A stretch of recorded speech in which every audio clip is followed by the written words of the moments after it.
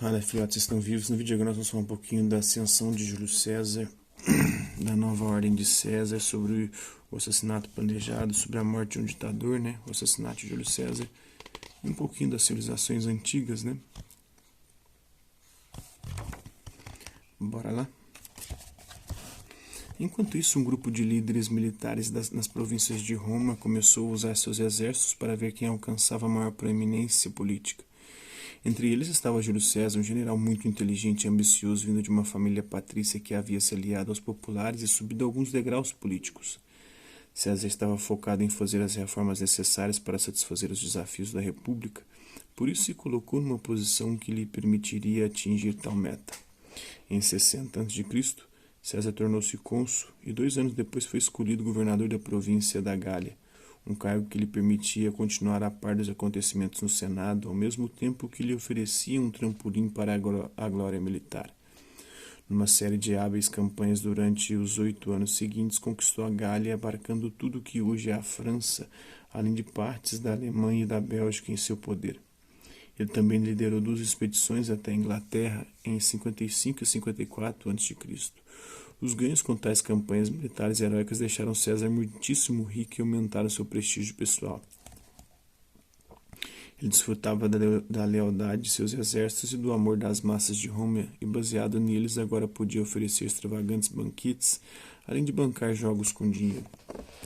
Encorajado por seus feitos, César tentou ditar os termos pelos quais voltaria à política romana, exigindo que lhe fosse permitido ser cônsul pela segunda vez enquanto manteria seu comando na Gália. Isso colocou numa rota de colisão com os Optimates no Senado, já que a lei romana exigia que os líderes militares abrissem mão do controle de seus exércitos antes de entrarem em Roma. Um pré-requisito para concorrer a um cargo. César sabia que se concordasse em entrar na cidade como cidadão civil, sem seus exércitos, seus oponentes políticos muito provavelmente iriam tentar julgá-lo por abuso de poder durante o seu primeiro consulado. Em Roma, os Optimates, alarmados com as implicações da ascensão meteórica de César, aliaram-se a um dos seus maiores rivais políticos, o famoso general Pompeu.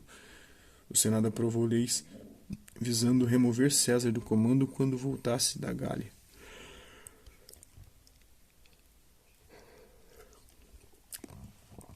Em 49 a.C., eles o declararam um hostis, ou seja, um inimigo público. Em resposta a essa ameaça direta, César fez o impensável, marchou com seus exércitos para Roma. A caminho parou na fronteira entre as províncias gálicas e a Itália, às margens de um pequeno rio chamado Rubicão.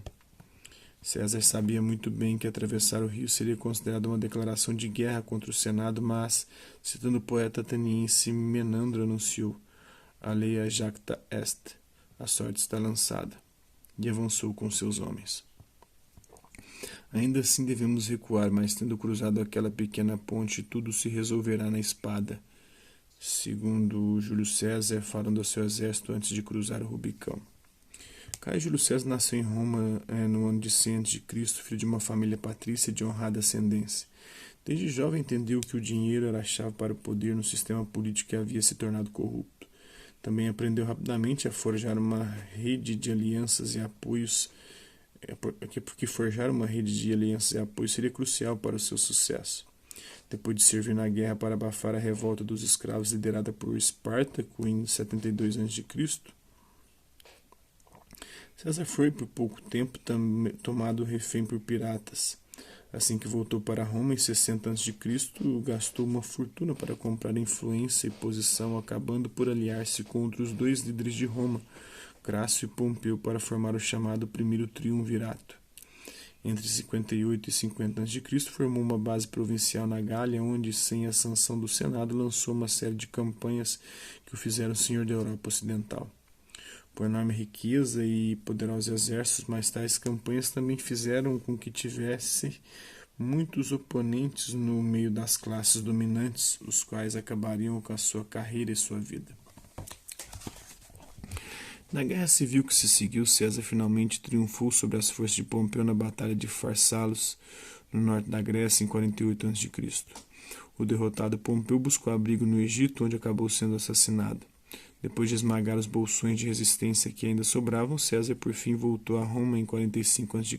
para consolidar sua posição política. Em 46 a.C. aceitou ser ditador por 10 anos.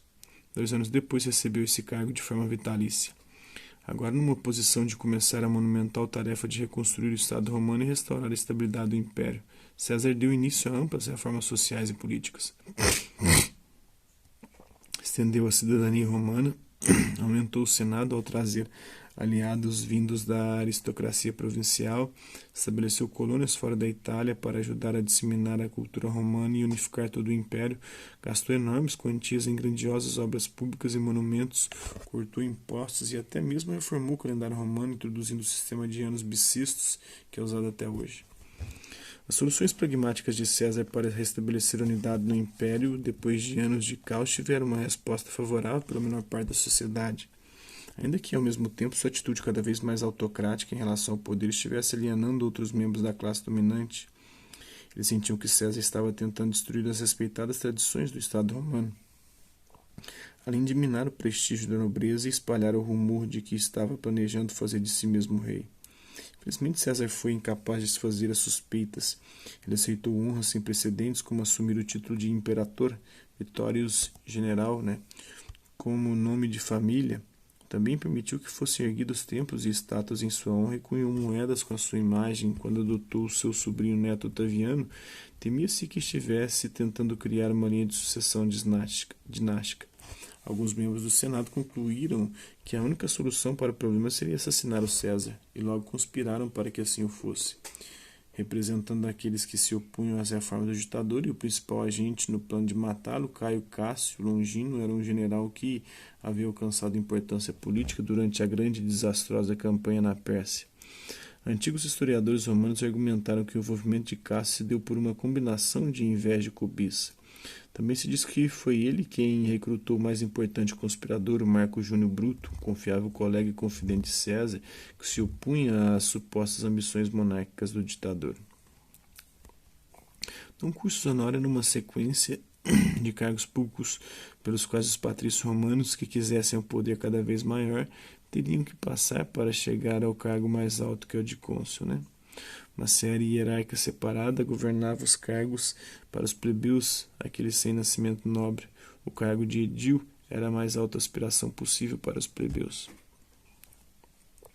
Entre os plebeus nós tínhamos os tribunos, que protegiam a plebe do abuso de poder ao vetar leis ou julgamentos, e os edis hebreus tinham um status menor que os edis patrícios. Os senadores dirigiam mútuos magistrados e controlavam a oferta de dinheiro público. Os questores eram os primeiros cargos eletivos, eles supervisionavam o uso das finanças estatais. Os edis tinham a responsabilidade da manutenção dos prédios e templos públicos, além de garantir o suprimento de grãos para a cidade. Os pretores atuavam como juízes e comandavam os exércitos em Roma na ausência dos cônsules. Os cônsules eram juízes supremos, lideravam o Senado e comandavam o exército. O plano do assassinato cresceu rapidamente, chegando a incluir 60 senadores, entre os quais vários colegas próximos de César.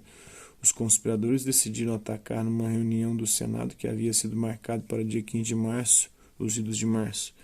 Naquele dia, se reuniram na casa de Cássio, com cada senador escondendo uma adaga debaixo de suas vestes antes de irem para o teatro de Pompeu, parte de um grande complexo cívico que o velho rival de César havia construído, onde o Senado se reuniria. Um grupo de gladiadores estava a postos no próprio teatro para controlar qualquer problema com as multidões.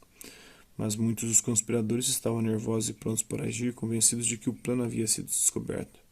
César de fato havia sido alertado. Uma lista de conspiradores chegou às suas mãos, mas ele a ignorou.